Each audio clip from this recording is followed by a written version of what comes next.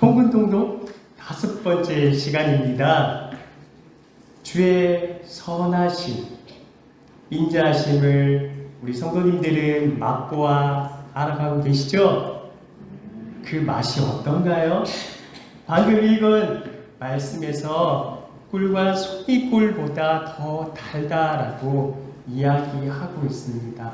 통근통독 5번째 강의를 통하여서 하나님의 생명의 말씀, 달고 오묘한 그 말씀 속으로 우리 한번 뛰어드는 귀한 은혜의 시간 되기를 소망합니다. 제가 창세기 출애굽기에 대해서 말씀을 드렸는데요. 잠깐 복습 한번 해볼까요? 창세기는 4사건과 4명의 족장만 알면 됩니다. 창조, 타락, 홍수, 바벨탑 사건이 있었고요. 그리고 4명의 족장, 아브라함, 이삭, 야곱, 요셉, 그 이야기들로 인하여서 하나님께서 하나님 나라의 백성들을 어떻게 만들어 가시는지에 대한 그 여정이 잘 기록되어 있고요. 출애굽기에 들어서서는 3 단어만 기억하시면 됩니다. 그 3 단어는요, 권능, 거룩, 지혜라는 단어인데요. 이 하나님의 권능은 어떠한 모습으로 나타나냐면요, 출애굽 사건을 통하여서 나타났습니다.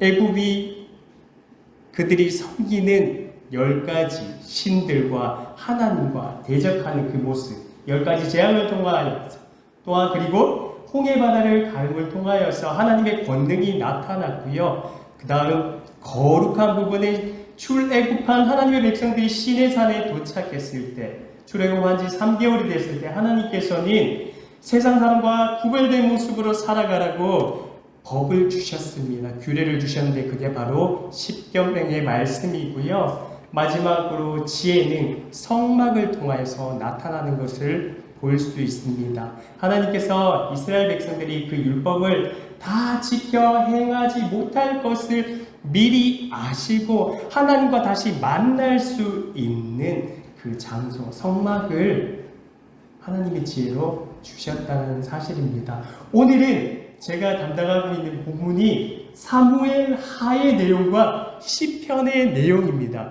분량으로 따지면 되게 많은데요. 주인공 한 명만 기억하시면 됩니다. 누굴 기억하면 될까요? 네? 맞습니다.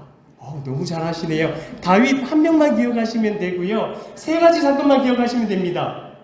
긍정적인 사건 하나, 그리고 부정적인 사건 2개만 기억하시면 사무엘하가 끝나고요. 그리고 나서 시편 들어가면 2 단어만 기억하시면 됩니다. 율법이라는 단어와 마음이라는 단어만 기억하시면 됩니다.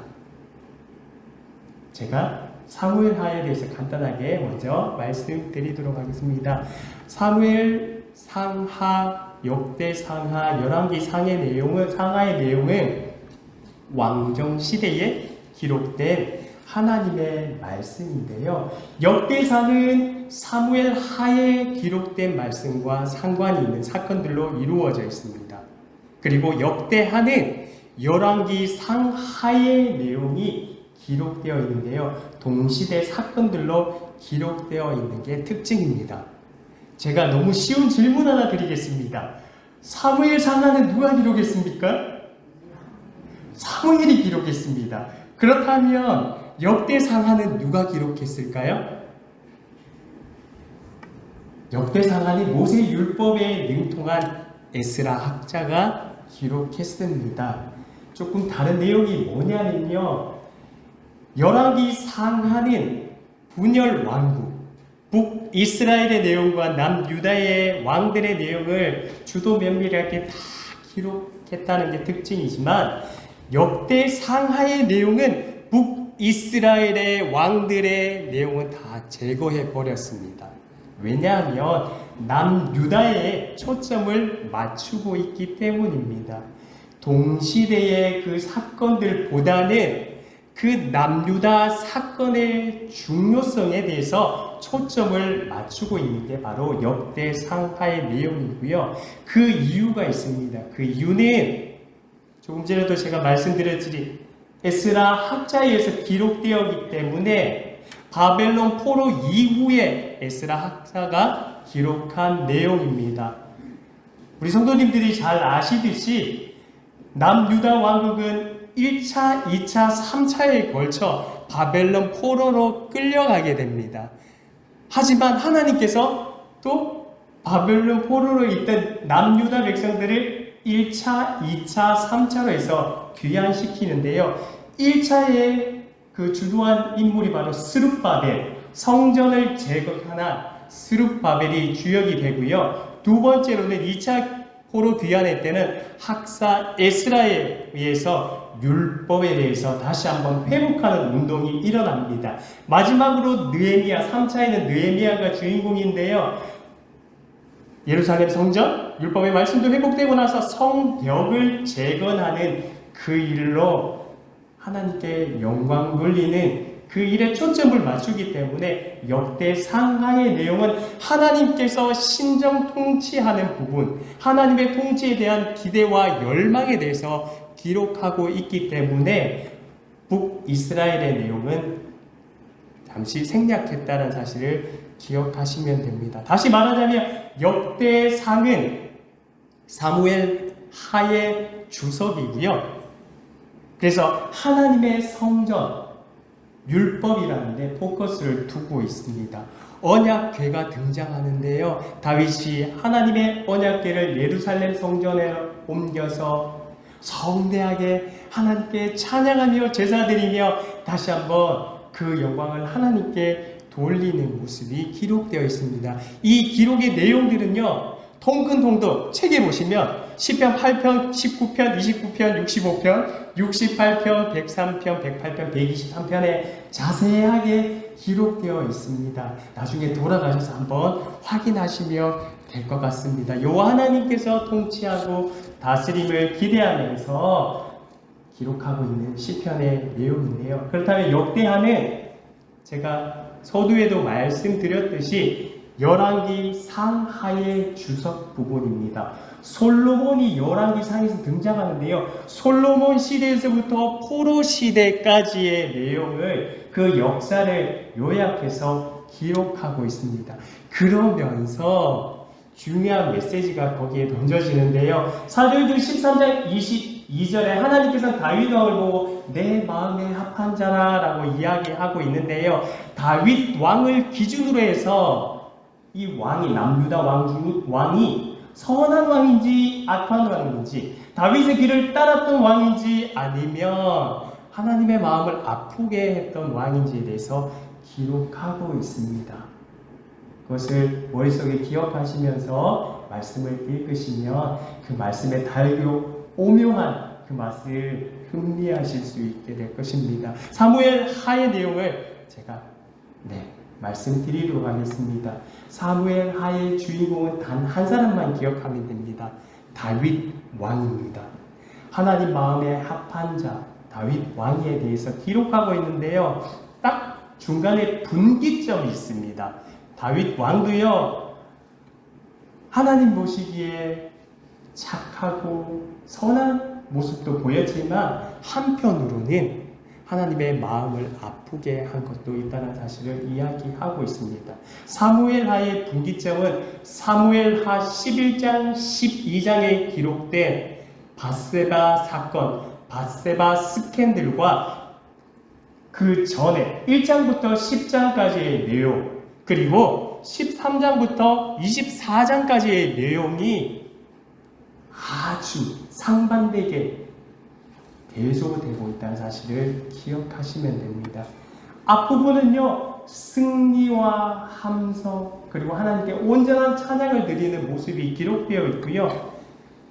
밧세바 사건 이후에는 계속해서 그 내리막을 걸어가는 다윗의 그 슬픈 마음과 순한 시대에 대해서 기록하고 있습니다. 사무엘하 1장부터 10장의 내용은 막 상승 곡선을 그리고 있는데요. 당시 이스라엘 근동시대에 새로운 패권 주자로 상승하게 됩니다. 영토도 확장하게 되는데요. 애굽 땅부터 유브라데스 강까지 그 영토도 확장됩니다. 그 그뿐만 아니라 수도까지 옮기는데 그 당시 수도의 중심지가 우리 성도님들이 잘 아시듯이 예루살렘으로 수도를 옮깁니다. 그리고 막강한 부를 또한 부강한 나라로 하나님 만들어 주셨기 때문에 막대한 부와 조공이 계속해서 유입되는 모습이 사무엘하 1장부터 10장의 내용이고요. 바세바 사건을 기준해서 점점 하락 곡선을 그리게 되는데 여기에는 땅을 도로 빼앗기는 내용들과 압살롬이 다윗의 권위에 대항하여서 아버지의 권위와 맞서는 장면, 또한 후궁들이 성적인 범죄를 경험하게 되는 경우와 그리고 다윗 집안의 근친상간뿐만 아니라 피를 부르는 그러한 유혈 참극의 모습이 기록되어 있습니다. 먼저 다윗의 승리 시대의 모습을 보겠는데요. 여기에는 아주 중요한 사건 한 사건만 기억하면 됩니다. 하나님과 다윗과 맺은 약속, 우리는 이것을 다윗 언약이라고 이야기하는데요. 이 사건 하나만 기억하시면 됩니다. 다윗 언약은 사무엘하 7장과 그리고 역대상 17장에 기록된 내용인데요. 하나님은 다윗 집안과 또한 하나님과 약속의 말씀을 주시는데 그 어떤 약속이냐면요. 너의 이름을 위대하게 해줄 뿐만 아니라 내가 너를 통하여서 다윗 왕조를 세워나가겠다라고 말씀하고 있습니다. 다윗은 성경 인물 중에 가장 위대한 삶을 살았고 복된 삶을 살았던 한 명 중에 한 사람인데요. 그는 이세의 막내 아들로 태어났지만 양을 치는 목동으로 살았지만 사무엘을 통하여서 기름 부음을 받고 난 후에 인생은 완전히 달라지게 됩니다. 시골댁이 청년이었는데요. 아무 보잘것없는 그런 이름조차 내세울 수 없는 막내 아들이었지만 사무엘을 통하여서 기름 부으심을 받고 난 후 골리앗과의 전쟁에서 이기고 나서 어떻게 됩니까? 사울 왕의 안 좋은 모습, 미움을 받지만 결국 하나님의 뜻대로 다윗 왕을 이스라엘 역사의 두 번째 왕으로 세우는 것을 보게 됩니다.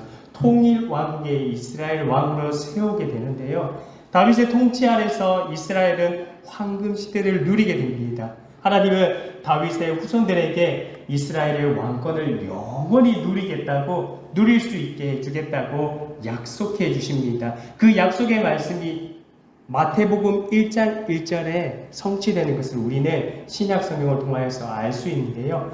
아브라함과 다윗의 자손 예수 그리스도의 계보라라고 마태복음 1장 1절은 그렇게 기록되어 있습니다. 다윗은 일생 동안 많은 사건들과 많은 일들을 경험했습니다. 그러나 다윗 자손과 후손들을 통하여서 하나님께서는 다윗 언약을 주시고 그 언약을 성취해 나가시는 모습을 우리는 볼 수 있습니다. 사무엘하 7장의 내용과 역대상 17장의 내용이 평행 본문인데요. 여기 본문에는 세 단락으로 나누어 볼 수 있습니다. 하나님을 위해서 모든 축복과 승리와 번영을 허락하신 하나님을 위해서 다윗은 하나님의 집을 지으려고 그렇게 계획합니다. 근데 하나님은 그 마음을 보시고 어떻게 하시죠? 괜찮아. 내가 너의 이름을 위대하게 해줄 뿐만 아니라 내가 너를 위해서 집을 세워주겠다라고 약속의 말씀을 주십니다. 그 집을 세워주겠다라는 그 약속의 말씀이 다윗의 후손들을 통하여서 다윗 왕조를 이루어 가시겠다라는 약속입니다. 그 약속을 받았을 때 다윗은 어떻게 반응할까요? 다윗은 본문에 보면 앉아서 기도했다라고 나오는데요. 편안히 앉아서 기도한 모습이 아니라 하나님께 너무 감사해서 그냥 납작 엎드리는 다윗의 기도이네요. 그뿐만 아니라 하나님께 감사와 찬양의 제사를 드리는 모습이 사무엘하 7장과 역대상 17장에 자세히 기록되어 있습니다. 다윗은 모든 승리와 번영을 허락하신 하나님께 감사와 헌신의 마음으로 하나님의 집을 지어 드리겠습니다 라고 하나님께 그 마음의 소원을 올렸습니다. 다윗 왕은 많은 업적이 있었는데요, 자기 자신을 위해서 기념비를 세우지 않았던 사람이 바로 다윗 왕입니다. 사울 왕과 너무 비교되죠. 사울 왕은요, 자신의 업적을 드러내기 위해서 자신의 기념비를 세운 그런 모습이 기록되어 있거든요. 그 마음을 보시고 하나님은 다윗의 감사의 마음과 헌신의 마음을 보시고 약속을 주십니다. 내가 너를 위해서 집을 지어주겠다라는 그 약속입니다. 그렇게 있을 때 하나님은 다윗 왕조를 통하여서 결국 예수 그리스도를 이 땅 가운데 보내실 것을 계획하신다는 사실을 우리는 말씀을 통해서 알 수 있습니다. 사랑하는 영신교회 성도 여러분, 사람들의 눈을 의식해서 드리는 헌신과 충성이 아니라 은밀한 중에 보시는 하나님의 마음, 그 마음을 기억했으면 좋겠습니다. 하나님께서 다윗을 통하여서 내가 너를 통하여서 너의 이름을 위대하게 줄 뿐만 아니라 너의 왕조를 세워주겠다라고 약속을 주신 이유가 바로 여기에 있습니다. 남의 눈을 의식해서 다윗은 그 인생의 길을 걸어간 게 아니라 하나님 한 분만 바라보고, 하나님 제가 싸울까요? 말까요? 어떻게 할까요? 나갈까요? 멈춰 있을까요? 라는 그러한 모습을 하나님께 보여줄 뿐만 아니라 다윗은 늘 하나님께 감사와 헌신의 마음을 품었다는 사실입니다. 그 은밀한 가운데 보시는 하나님께서 그 수고와 헌신을 다윗 왕조를 통하여서 갚아주신다는 것을 우리는 잘 알고 있습니다. 이것이 다윗의 승리 시대였다면 이제 밧세바 사건으로 넘어가는데요, 이 밧세바 사건을 통하여서 결국은 하강 곡선을 걸어가는 그 인생의 길을 우리는 보게 됩니다. 사무엘하 11장에 보면 우리 성도님들 너무나도 잘 아는 밧세바 스캔들 사건이 기록되어 있습니다. 이 밧세바 사건의 포인트가 뭐냐면요, 중요점은 하나님께서 다윗의 죄는 용서하셨지만 그 죄에 따르는 책임, 징계는 피할 수 없음을 이 말씀을 통하여서, 이 사건을 통하여서 하나님께서 말씀하고 계십니다. 이 사건은 우발적인 사건이 아니라 고의적인, 계획적인 다윗의 범죄였기 때문에 그에 합당한 책임을 하나님께서 물으시는 것을 우리는 말씀을 통해서 알 수 있습니다. 죄의 경로는 세 가지를 통로로 해서 들어오게 되는데요, 요한일서 2장 15절에서 17절까지 잘 기록되어 있는 말씀, 우리 성도님 너무나 잘 아시는 말씀이죠. 육신의 정욕과 안목의 정욕과 이생의 자랑으로 죄는 우리 가운데 미혹하고 유혹하게 되는데요, 밧세바 사건은 이 세 가지 중에 몇 가지가 걸릴까요? 두 가지가 걸립니다. 육신의 정욕, 안목의 정욕. 큰 승리와 번영을 맛본 다윗은 자만심에 빠지게 됩니다. 그뿐만 아니라 친구 유기를 합니다. 게으름에 빠져 있습니다. 자기 욕망대로 행동합니다. 죄를 덮기 위해서 더 엄청난 살인 교사까지 꾸미게 되는데요, 근데 꾸미고 덮고 하려고 하는 그 모든 계획들이 하나님께서는 다 덜 주워내시는 것을 우리는 다윗 사건, 밧세바 범죄 사건을 통해서 우리는 알 수 있습니다. 사무엘 기자는요, 이 사건의 마지막에 이렇게 기록하고 있습니다. 사무엘하 11장 27절 말씀인데요, 다 같이 한 목소리로 함께 읽도록 하겠습니다. 함께 읽겠습니다. 시작. 아멘. 하나님께서 사무엘 기자를 통하여서 어떻게 다윗의 이 사건을 평가하고 있습니까? 다윗의 행한 그 일이 여호와 보시기에 악하였더라 라고 기록하고 있습니다. 이 간결한 논평이 다윗의 범죄가 그냥 완전하게 끝나지 않았음을 우리에게 시사해 주고 있습니다. 하나님이 다윗의 행위를 보고 계셨다는 이 평가는 바세바 스캔들의 이 내용을 다른 양상으로 우리에게 보여주고 있는데요. 하나님은 이 사건을 나단 선지자를 통하여서 재판하도록 나단 선지자를 다윗에게 보냅니다. 한 성의 부자와 가난한 자가 살고 있었습니다. 하루는 양과 소가 많은 부자에게 손님이 찾아오게 됩니다. 그러자 부자는 어떻게 합니까?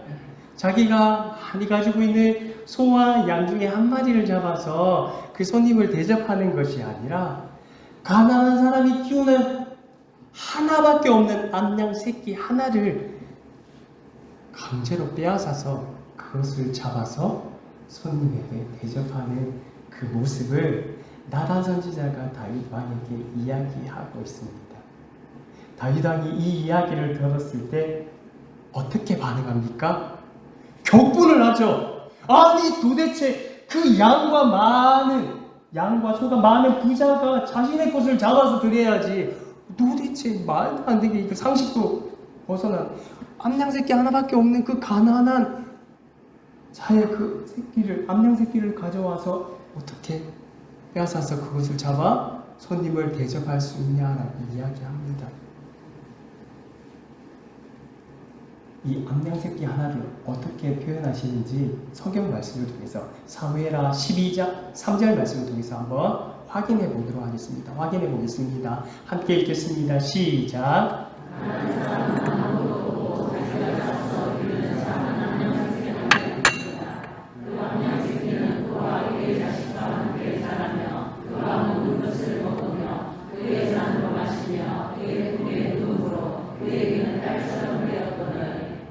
아멘. 부자, 가난한 자의 이야기와 바세바 스캔들 사건은 아무런 상관이 없는 것처럼 다윗은 들려집니다. 그래서 나단 선지자를 통해서 이 이야기를 들었을 때 버럭 화를 냅니다. 아니 도대체 그럴 수 있냐. 하지만 사무엘하 12장 3절은 그 가난한 사람이 키운 암양 새끼 하나가 어떤 존재라고 이야기합니까? 작은 암양 새끼 하나밖에 없다고. 가난한 사람이 가지고 있는 암양, 그와 자식과 함께 자라날 뿐만 아니라 함께 먹으며 마시며 함께 자는 딸처럼 여겼다라고 사무엘 기자는 이야기하고 있습니다. 이 표현의 내용은요, 우리아가 다윗에게 했던 말을 연상시키는데요. 우리아는 다윗 보기에 너무나도 착한 충신이었습니다. 어떻게 표현하면요, 사무엘하 11장 11절의 내용인데요. 한번 띄워주시겠습니까? 제가 읽어드리도록 하겠습니까? 내가 어찌 내 집으로 가서 먹고 마시고 내 처와 같이 자리이까. 이게 바로 우리아가 다윗 왕에게 했던 고백입니다. 이 전쟁의 시국에 제가 어떻게 집에 가서 아내인 바세바와 함께 누우며 함께 먹고 마실 수 있겠습니까? 라고 표현하고 있습니다. 나단 선지자는 결국 다윗을 목표로 이야기하고 있는데요. 나단 선지자가 내포한 이 말의 의미에는 의도된 하나님의 계획이 숨겨져 있음을 이야기하고 있습니다. 다윗은 이 부자와 가난한 자의 내용의 이야기를 들어서 버럭 화를 내지만 결국 어떻게 판결을 하죠? 마땅히 죽을 자라고 자기가 자신의 입술로 그렇게 이 사람은 죽여야 된다라고 이야기하고 있습니다. 그 내용이 사무엘하 12장 5절에 기록되어 있는데요. 이 일을 행한 사람은 마땅히 죽을 자라고 이렇게 고백하고 있습니다. 다분히 감정적인 판결이었습니다. 율법에 따르면 출애굽기 22장의 내용에 보면 양 한 마리를 빼앗으면 그 빼앗은 양에 대해서 4마리를 보상해 주라라는 그 배상법이 기록되어 있습니다. 소 한 마리를 빼앗아 오게 되면 소 5마리, 그래서 제가 신대원 다닐 때 양사, 오소, 출애굽기 22장은 배상법이다라고 이렇게 외웠는데요. 한 마리를 뺏어오면 양 4마리를 갚아야 되는 게 그 율법에 의한 판결이었는데요. 근데 이 판결은 어떻게 진행되는지 우리 성도님들 아십니까? 바로 다윗의 4아들들의 죽음과 연관이 있습니다. 밧세바 사건의 중요한 포인트가 여기에 있습니다. 하나님께서 다윗의 죄는 용서하셨습니다. 하지만 그 죄에 대한 책임을 물으셨습니다. 그것은 바로 다윗이 사랑하는 4아들들과 연관이 있습니다. 다윗의 집에서 검이 떠나지 않습니다. 밧세바와 동침하여 낳은 첫 번째 젖먹이가 죽게 됩니다. 또한 암논이 죽게 되고요. 압살롬이 죽고 끝으로 아도니아가 죽게 됩니다. 젖먹이 아기가 죽었고요. 암논은 압살롬의 동생, 여동생 다말을 강간했는 그런 범죄로 인하여서 압살롬이 분을 이기지 못하고 결국은 계획적인 범죄로 암논을 죽이게 됩니다. 그뿐만 아니라 압살롬은 어떻게 됐을까요? 압살롬은 다윗 왕을 반역하는 행위 때문에 결국 요압 장군에 의해서 압살롬도 죽게 됩니다. 마지막으로 아도니아가 죽게 되는데요. 아도니아는 솔로몬 왕을 대적하는 그 대적자의 자리에 서 있었기 때문에 분하야를 통하여서 결국 죽게 되는 이 결국 4명의 아들들이 죽게 되는 모습을 우리는 보게 됩니다. 나단 선지자를 통하여서 죄악을 지적받았을 때 가슴을 치며 회개하지만 하나님으로부터 죄에 대한 용서는 받았지만 그에 대한 책임은 하나님께서 물으셨습니다. 그것이 바로 밧세바 사건을 이후로 전개되는 모든 내용들이 다윗의 인생의 하강 곡선을 걷는 모습이라는 사실을 우리는 기억해야 합니다. 이 밧세바 사건으로 인하여서 하나님께 눈물로 호소하는 내용이 시편 32편과 우리가 잘 아는 시편 51편 말씀에 구구절절 기록되어 있습니다. 하나님, 제 마음 가운데 정직한 영을 새롭게 회복해 주시옵소서라고 기도합니다. 이 죄가 있었지만 하나님은요, 솔로몬을 통하여서 다윗 왕조를 이루어 가시는데요. 솔로몬의 또 다른 애칭 이름이 뭔지 아십니까? 여디디아입니다. 하나님께서 사랑하는 자. 밧세바 범죄 사건으로 인해서 젖먹이 아기는 죽었지만 공식적인 다윗의 후처로 들어와서 밧세바와 결혼한 후에 태어난 생명이 바로 솔로몬이라는 사실을 우리는 기억합니다. 두 번째 사건, 이제 인구조사 사건이 사무엘하 24장에 기록되어 있는데요. 이 기록의 내용은 역대상 21장의 내용과 또한 동일한 본문입니다. 죄의 경로 3가지 중에 육신의 정욕, 안목의 정욕, 이생의 자랑 중에 인구조사의 내용은 어디에 속하겠습니까? 마지막 3번째, 이생의 자랑. 그것을 하나님께서 지적하고 있습니다. 다윗 왕권의 또 다른 위기가 바로 인구조사였습니다. 다윗은 인생 말년에 자신의 국력을 자랑하고 싶은 동기에서 인구조사를 시행하게 됩니다. 하나님께 또한 또 다시 그 마음을 아프게 하는데요. 사무엘하 24장 1절 말씀은 이렇게 기록되어 있습니다. 함께 읽도록 하겠습니다. 함께 읽겠습니다. 시작.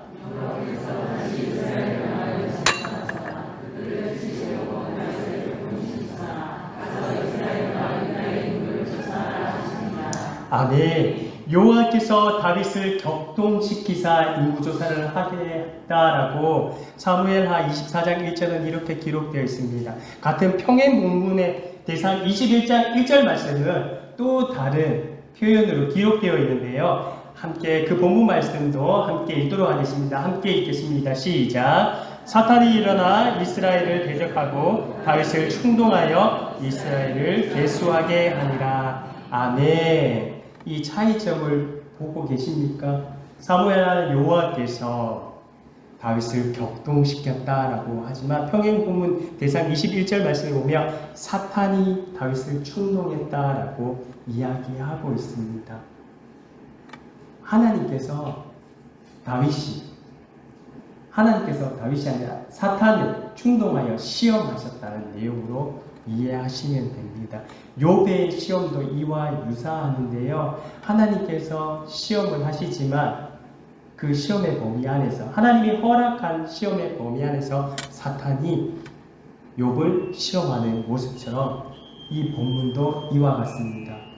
다윗의 교만함, 그 이생의 자랑을 하나님 마음에 불편했습니다.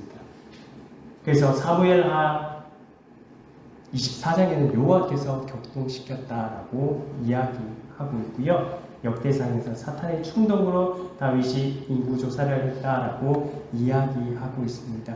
두 가지 목적에 의해서 인구조사를 시행했는데요. 세금 징수와 또한 군사력을 파악하기 위해서 인구조사를 시행했습니다.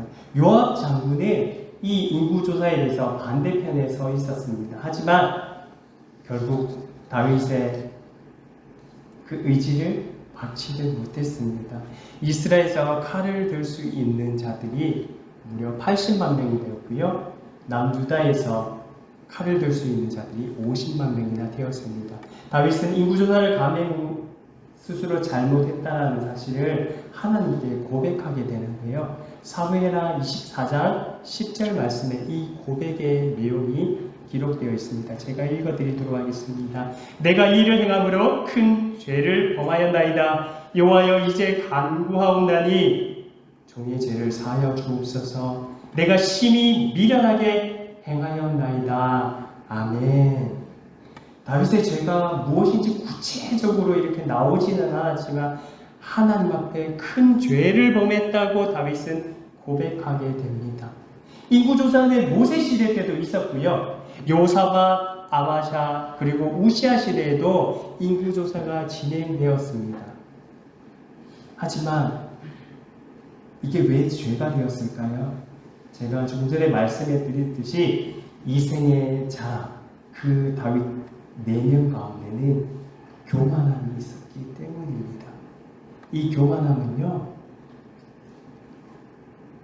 그 당시 왕정, 신정 정치 안에 있는 하나님을 의지하는 다윗의 모습이 아니라 군사력을 의지하는 다윗의 이면적인 부분을 우리가 볼 수 있습니다. 하나님께서는 이스라엘에게 왕을 주시옵소서 라고 이야기했을 때 신명기 17장 말씀에 의거하여서 이런 부분에 대해서 왕을 세우지 말 것을 이야기하고 있습니다.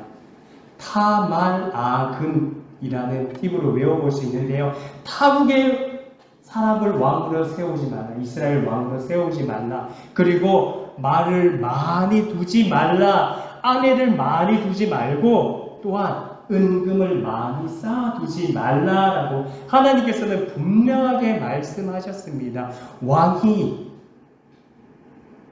통치하지만 그 통치하는 왕보다 위에 계시는 하나님이 계시기 때문에 모든 군사력과 또한 그 나라의 국세의 문제는 하나님께 맡기라라는 것을 하나님이 원하셨는데요.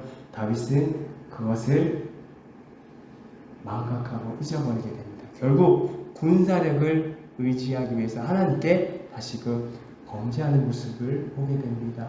하나님께서는 이번에는 각 선지자를 통하여서 세 가지를 이야기하는데요. 세 가지 징계에 대해서 이야기합니다.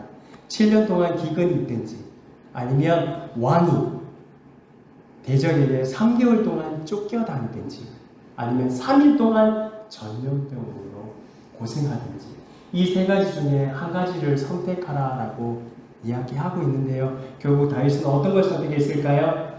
마지막 세 번째를 선택했습니다. 3일 동안 전염병이 창궐하게 되는데요. 이 전염병으로 인하여서 무려 7만 명이나 죽습니다. 하게 됩니다. 갓 선지자가 다윗에게 아리우나 타작마당에서 번제를 드리라고 권면합니다. 다윗은 하나님께 죄의 용서를 구하기 위해서 아리우나 타작마당에서 번제를 드립니다. 그 번제를 드릴 때에 하나님께서는 번제단에 불러 응답하셔서 그 모든 죄에 대한 용서를 해주시는 사실을 우리는 말씀을 통하여서 알 수 있습니다. 다윗은 자신의 두 가지 큰 죄로 인하여서 자신의 인생뿐만 아니라 집안 내에 계속 칼부림이 나고 또한 비참한 모습을 경험하게 되지만 그럼에도 불구하고 하나님께서는 다윗과 맺은 그 약속, 그 언약으로 인하여서 남유다 왕국의 20명의 자녀들이 왕으로 등극하게 되는 그러한 모습을 우리는 말씀을 통해서 알 수 있습니다. 이 20명의 왕들은 한 왕조로 이루어졌다는 사실입니다. 북이스라엘과 다른 남유다. 하나님께서 그럼에도 불구하고 다윗을 사랑하셔서 그 언약의 약속을 이루어 가시는 모습을 우리는 말씀을 통해서 볼 수 있습니다. 여기까지가 사무엘하 내용이고요. 이제는 시편으로 여행을 떠나도록 하겠습니다. 시편의 내용입니다. 시편은 모두 몇 편으로 구성되어 있을까요? 150편입니다. 제가 목소리를 높이는 이유가 있습니다.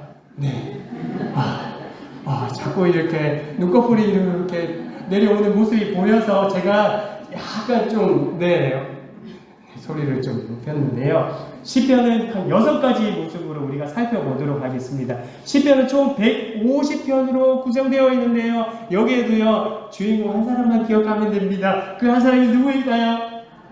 맞습니다. 다윗입니다. 시편 150편 중에서 무려 73편을 다윗이 기록했습니다. 표제 타이틀에 보면 누가 기록했는지 잘 나타나 있는데요. 다윗은 희로애락의 그러한 모든 마음을 하나님께 구구절절 자신의 마음을 담아서 기록하고 있는 내용을 우리는 살펴보고 있는데요. 그 이외에도 시편의 말씀을 기록한 사람들이 있습니다. 고라 자손이 있었고요, 아삽이 있었고요, 에단이 있었고요, 헤만이 있었고, 솔로몬도 시편을 기록했습니다. 솔로몬이 몇 편의 시편을 기록했을까요? 두 편의 시를 기록했습니다. 27편과 127편을 기록했는데요. 참 재미있습니다. 27127입니다. 1을 기준으로 해서 2727 두 편의 시를 기록했습니다. 그리고 모세도 한 편의 시를 기록했는데요. 모세가 기록한 시가 어디 있을까요? 90편의 모세가 바로 기록한 시입니다. 이 90편의 시를 지혜 시라고도 이야기하고 있는데요. 역대사에서 보면 고라 자손, 아삽, 헤만 그 여두둔의 이름이 등장하는데요. 그 당시 다윗 왕정 시대에 하나님을 찬양하고 제사장의 직분 레위계열에 있던 그 사람들이 기록한 시도 다 포함되어 있다는 것을 우리는 말씀을 통해서 잘 알 수 있습니다. 그렇다면 시편의 장르는 몇 개로 구성되어 있을까요? 장르는요, 찬양시, 탄식시, 회상시, 신뢰시, 감사시, 지혜시, 제왕시, 율법시, 시온시로 기록되어 있는데요. 찬양시는 왜 하나님께 찬양을 드려야 될 이유, 대상, 그리고 나는 하나님을 영원히 찬양하겠습니다 라고 그 결론적인 부분에 대해서 이야기하고 있고요. 대표적인 찬양시가 시편 몇 편입니까? 보이시죠? 33편이 대표적인 찬양시입니다. 그렇다면 탄식시는 뭘까요? 죄에 대한 고백, 한탄에 대해서 기록하고 있는데요. 대표적인 탄식시는 70편에 기록되어 있습니다. 그리고 회상시가 있고요. 제가 아까 시편 27편은 누가 기록했다고 말씀드렸습니까? 솔로몬 맞습니다. 솔로몬이 기록하고 있는데요. 하나님을 향한 그 신뢰에 대한 기록이 시편 27편에 기록되어 있고요. 모세가 기록한 시편 90편의 말씀이 바로 지혜의 시입니다. 그리고 시편의 시편. 시편 중에 제일 화려한 꽃이 있습니다. 그게 바로 뭘까요? 율법시입니다. 불이 났을 때 제일 먼저 전화를 어디에 겁니까? 119! 너무 쉽죠?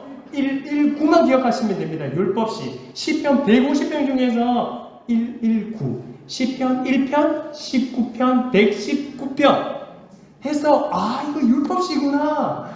와, 이 시편을 꼭 내가 암송해야겠다. 근데 시편 1편과 19편은 도전하시면 됩니다. 근데 시편 119편을 만만하게 보고 도전하셨다가는 진짜 어떻게 될까요? 흥고 다치게 됩니다. 제가 조금 이따 말씀드리겠습니다. 그리고 시온시가 있는데요. 시온시는 시편 120편부터 134편까지 기록되어 있습니다.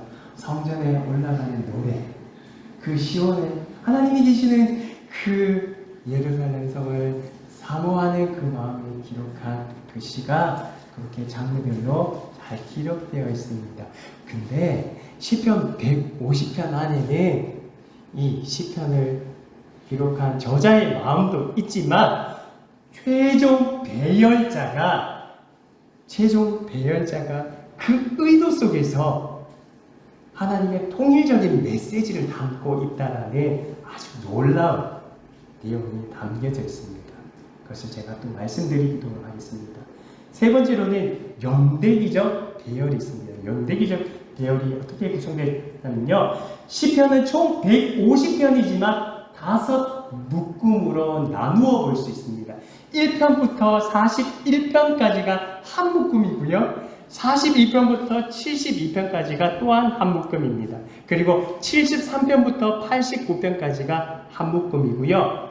지혜시, 모세가 기록한 90편부터 106편까지가 한 묶음, 마지막으로 107편부터 150편까지가 한 묶음으로 구성되어 있습니다.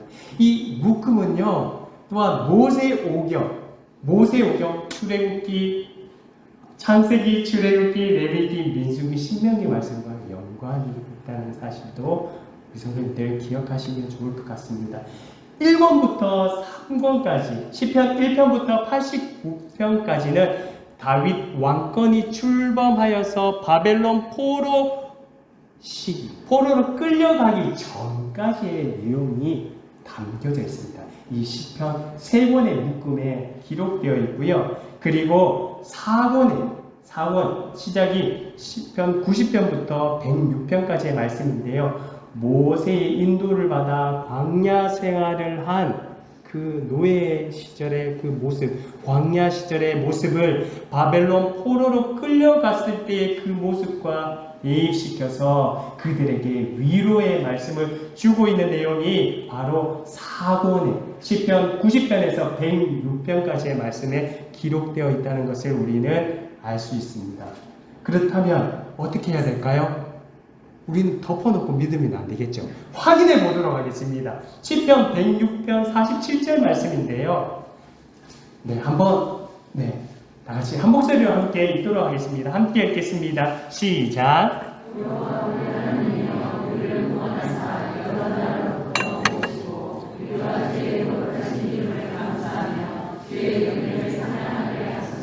아멘. 바벨론 포로기 시대의 내용을 기록하고 있는데요. 어떻게 기도하고 있습니까? 어떻게 하나님께 간구하고 있습니까? 여호와 우리 하나님이여 우리를 구원하사 뿔뿔이 흩어져 있는 우리 백성들을 모아주시고 주의 거룩하신 이름을 다시 한번 찬양할 수 있도록 우리를 모아주세요. 우리를 불러주세요. 라고 기록하고 있습니다. 마지막으로 5번째 묶음인 시편 107편부터 150편까지는 포로 생활을 다 마치고 돌아온 남유다 백성들이 하나님께 찬양과 감사의 고백을 드리는 모습을 기록하고 있습니다. 이것 또한 확인해 보도록 하겠습니다. 시편 107편 2절과 3절 말씀인데요. 다 같이 한번 한 목소리로 읽도록 하겠습니다. 함께 읽겠습니다. 시작. 여호와여 속량을 받은 자들은 이같이 말할지어다. 여호와께서 대적의 손에서 그들을 속량하사 동서남북 각 지방으로 모으셨도다. 아멘. 포로 시기를 다 마치고 난 이후의 모습을 기록하고 있다는 사실을 우리는 말씀을 통해서 알 수 있습니다. 마지막으로 한 구절만 더 확인해 보도록 하겠습니다. 시편 144편 5절 말씀입니다. 함께 읽겠습니다. 시작. 여호와여 주의 하늘을 들이우고 강림하셔서 산들에 접촉하사 연기를 내게 하소서. 아멘. 그동안 포로 시기로 끌려갔기 때문에 그들은 하나님께 제사를 드릴 수 있었을까요? 없었을까요? 없었습니다.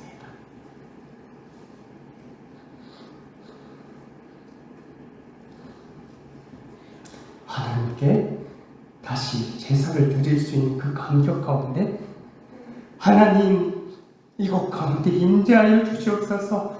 우리가 만군의 하나님을 찬양하겠습니다. 하나님의 이름을 높이겠습니다. 라고 그들은 고백하고 있습니다. 하나님께 온전한 제사를 드릴 수 있게 해달라고 그들은 감사의 고백을 드리는 모습을 우리는 볼 수 있습니다. 마지막으로 네 번째로는 율법과 시온의 배열을 통해서 시편의 그 최종 배열자가 이렇게 참 보기 좋게끔 잘 배열했구나라는 사실을 우리는 알 수 있습니다. 시편 150편 중에서 시편 1편과 2편은 저자에 대해서 이야기하고 있지 않습니다. 표제가 없는데요. 표제가 없지만 제가 좀 전에 말씀드렸지만 119 시편 1편과 19편 119편은 어떤 시라고 말씀드렸습니까? 율법시입니다. 하나님의 말씀을 사랑하는 그 율법에 대해서 이야기하고 있는데요. 바로 시편 1편이 그 율법시입니다. 우리 성도님들 너무나 잘 외우고 계시죠? 복 있는 사람은 악인의 길을 따르지 아니하며 주인의 길에 서지 아니하며 오만한 자리에 앉지 아니하고 오직 여호와의 율법을 즐거워하여 그의 율법을 주야로 묵상하는도다. 그 복에 대해서 이야기하고 있지만 그 복보다 먼저 앞에 율법에 대해서 하나님의 말씀, 진리의 말씀에 대해서 이야기하고 있습니다. 시편 2편에 보시면 2편 12절에 보시면 또 한 번 복이 등장하는데요. 여호와께 피하는 모든 사람은 다 복이 있다라고 기록하고 있습니다. 시편 1편의 말씀이 율법시고요. 시편 2편의 말씀은 제왕시입니다.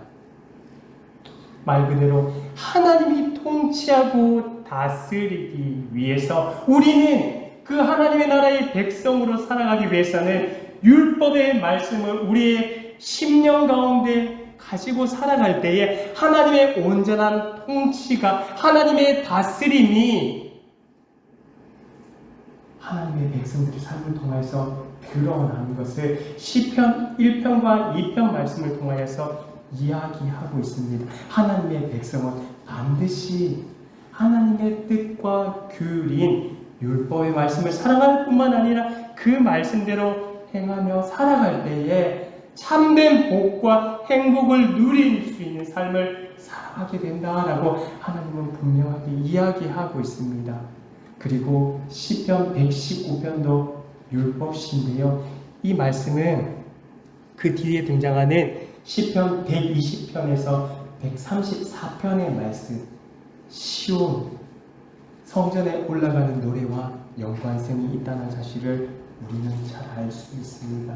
율법의 말씀을 가지고 하나님의 성전에서 찬양하며 예배드릴 때 하나님의 통치와 다스림을 온전히 누리는 참 행복 가운데 살아갈 수 있다라고 이야기하고 있습니다.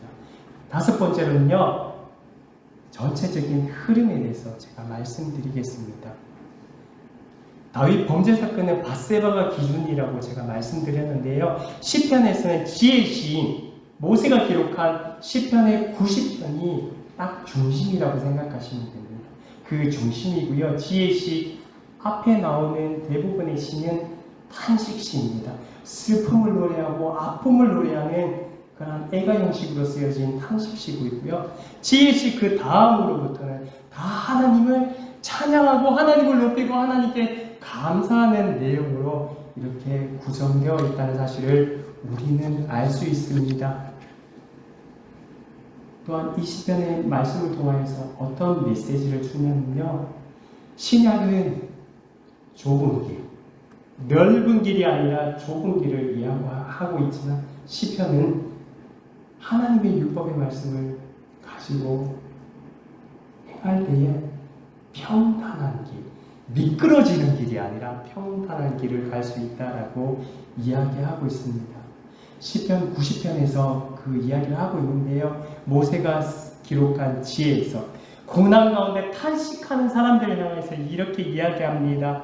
하나님은 천년이 하루와 같고 인간이 살아왔자 강건하면 70이요 강건하면 80이다라고 이야기하고 있습니다. 그리고 하나님의 생각과 인간의 생각이 다름을 강조하고 있는데요, 그래서 지혜의 마음을 가질 것을 모세가 이야기하고 있습니다. 슬픔 가운데, 고난 가운데, 역경 가운데, 탄식 가운데 있을지라도 그 마음 가운데 하나님의 말씀이 있다면 그 슬픔과 고난을 다 이겨낼 수 있다라고 이야기하고 있습니다. 그것이 바로 통일적인 메시지를 통하여서 우리는 살펴보는데요, 마지막으로 5권이 구성된 시편, 그 각 권의 시작 부분에는 마음이라는 단어로 시작되는 것을 우리는 알 수 있습니다. 제가 읽어드리도록 하겠습니다. 1권에 보면 율법에 대해서 먼저 이야기합니다. 시편 1편 2절 말씀인데요, 오직 여호와의 율법을 즐거워하여 그의 율법을 주야로 묵상하는도다. 아멘. 그 다음에 나오는 1권의 시작 부분에 보면 4편 7절의 말씀인데요, 주께서 내 마음에 두신 기쁨은 그들의 곡식과 새 포도주가 풍성할 때보다 더합니다. 아멘. 그렇게 기록하고 있습니다. 강조하는 것이 마음이란 단어인데요, 2권에서도 42편 4절 말씀에 보면 이렇게 기록되어 있습니다. 내가 전에 성기를 지키는 무리와 동행하여 기쁨과 감사의 소리를 내며 그들을 하나님의 집으로 인도하였더니 이제 이를 기억하고 내 마음이 상하는도다. 아멘. 3권의 내용, 시편 73편 1절의 내용인데요, 하나님이 참으로 이스라엘 중 마음이 정결한 자에게 선을 행하시나. 아멘. 그렇게 기록되어 있습니다. 4권에도 보면 90편 12절 말씀인데요, 우리에게 우리나라를 계수함을 가르치사 지혜로운 마음을 얻게 하소서. 아멘. 마지막으로 5권의 내용, 시편 108편 1절에는 하나님이여 내 마음을 정하여 싸우니 내가 노래하며 나의 마음을 다하여 찬양하리로다. 아멘. 공통된 주제가 등장합니다. 보셨습니까? 어떤 단어입니까? 마음이라는, 심령이라는 단어가 계속해서 등장하고 있습니다. 시편의 그 배열의 기자가 이렇게 기록한 배열한 이유가 무엇이었을까요? 마음의 주제를 언급한 이유는 고난과 탄식과 어려움 가운데 있을지라도 그 마음 가운데 율법을 새긴다면 오히려 슬퍼하거나 절망하지 않고 하나님을 온전히 바라보게 되며 어떠한 역경과 혼란 가운데 어려움이 있을지라도 그것을 하나님의 말씀으로 이겨낼 수 있음을 이야기하고 있습니다. 시편 전체의 내용, 성경 전체의 큰 숲 가운데는 하나님께서 세밀하게 심어놓은 나무도 있고요, 꽃도 있고요, 새들도 있다는 사실을 우리는 기억해야 합니다. 하나님의 말씀인 성경은 하나님에 대해서 말해주는 유일무이한 하나님의 진리의 책임을 우리는 기억해야 합니다. 하나님이 어떤 분인지, 하나님이 어떤 일을 행하셨는지 잘 기록되어 있는데요, 그렇다면 우리는 하나님을 어떻게 알 수 있을까요? 어떻게 알 수 있을까요? 하나님의 말씀을 배웠을 때 우리는 알 수 있습니다. 마지막으로 성경에서 가장 짧은 시가 어디에 있을까요? 시편 117편에 있습니다. 딱 두 절로 구성되어 있는데요. 이것은 암송하기가 쉽겠죠. 도전해 보시면 됩니다. 제가 시편 119편에 대해서 간략하게 말씀드리고 통근등록 5번째 시간을 마무리하도록 하겠습니다. 하나님의 말씀이 얼마나 정교하고 지혜로운 말씀이냐면 시편 119편을 통해서 우리는 또 한 번 알 수 있습니다. 아주 정교한 특징이 있는데요. 히브리어 알파벳 자음 22글자를 이용해서 그 자음 시작하는 그 단어 하나에 8구절씩 해서 총 히브리어 자음이 22개거든요. 그 한 글자에 8절씩 해서 시를 기록하는데요. 그렇다면 총 몇 절이겠습니까? 176절입니다. 놀라지 않으시네요. 쉽게 말씀드리려면 우리가 쓰고 있는 한글은 14개의 자음으로 되어 있습니다. 14개의 자음 곱하기 8개씩 해서 이런 식으로 히브리어 자음 22개를 각 8절씩 해서 총 22개의 단어 176절로 기록되어 있는데요. 여기에 특징이 바로 율법이라는 단어입니다. 하나님의 말씀을 아주 다양한 모습으로 표현하고 있는데요. 제가 그 표현에 대해서 읽어드리겠습니다. 교훈, 증거, 법, 길, 도, 율례, 계명, 판단, 말씀, 약속이라고 이렇게 율법에 대해서 다른 표현으로 이야기하고 있는데요. 그 율법에 대해서 강조하고 있다는 사실을 우리는 시편 119편을 통해서 잘 알 수 있습니다. 하나님을 아는 방법은 덮어놓고 성경을 읽는 것이 아니라 하나님의 말씀을 펴야 됩니다. 하나님을 사랑하시죠? 사랑하는 자는 하나님의 진리의 말씀을 읽고 듣고 배우고 익힐 뿐만 아니라 그 율법의 말씀을 심령에 새기는 자입니다. 묵상이라는 단어는요, 그냥 세상 사람들이 하는 명상의 개념이 아닙니다.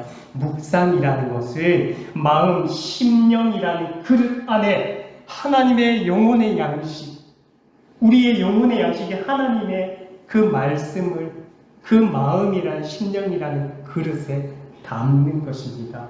우리 성도님들 비빔밥 좋아하시죠? 저도 비빔밥을 좋아하거든요. 곤질곤질하면 비빔밥이 참 맛있더라고요. 그 곤질곤질하면 그릇 안에 이 나물처럼 다 넣어서 거기에 된장도 넣고요, 비지도 나오는 거 넣고요, 젓가락으로 젓죠. 그렇게 해서 맛있게 드시죠. 그 하나님의 그 심령이라는, 우리 심령이라는 마음의 그릇에 하나님의 말씀을 담는 데서 시작하는 것이 바로 묵상입니다. 이 심령이라는 그릇 안에 이것저것 각종 나물을 비빔밥에서 먹듯이 거기에는요, 우리의 삶의 환경이나 정황들, 기도 제목, 생각, 고민들, 우리가 가지고 있는 인생의 여러 가지 문제들, 신앙 가치관들을 다 넣어서요 비벼야 돼요. 근데 그 비비는 것을 누가 하시는지 아십니까? 성령 하나님께서 비벼주세요. 우리 심령이란 그릇 안에 하나님의 말씀뿐만 아니라 우리의 모든 기도 제목들을 다 넣어서 우리가 비비는 것이 아니라 성령 하나님께서 비벼주실 때 그 비빔밥이요 정말 맛있습니다. 묵상이라는 게 바로 이런 것입니다. 하나님의 말씀, 로고스로 새겨지는 그 하나님의 말씀이 레마의 음성으로 성령 하나님께서 우리에게 깨닫게 해주시는 말씀이기 때문에 하나님의 말씀은 달고 오묘합니다. 인간이 느낄 수 있는 맛을 단맛, 짠맛, 쓴맛, 신맛, 쓴맛, 떫은 맛 6가지밖에 못 느끼는데요. 이 신비한 맛, 이 신비한 맛은요, 경험해 본 사람만 압니다. 그 말씀을 사모하고 하나님을 사랑한다며 그 말씀 가운데 젖어 그 말씀 사랑하며 하나님 사랑, 이웃 사랑을 실천하며 살아가는 우리 모두가 되기를 소망합니다. 하나님을 사랑하면 그 얼굴이 어떻게 될까요? 예뻐지겠죠. 잘생겨지겠죠. 주름은 생기지만 주름이 쫙 펴지는 그런 은혜가 있을 것입니다. 하나님을 더욱더 사랑하며 그 진리의 말씀 가운데 거하니 우리 영신교회 모든 권속들과 자녀들과 믿음의 다음 세대들 되기를 주님의 이름으로 축복합니다. 아멘.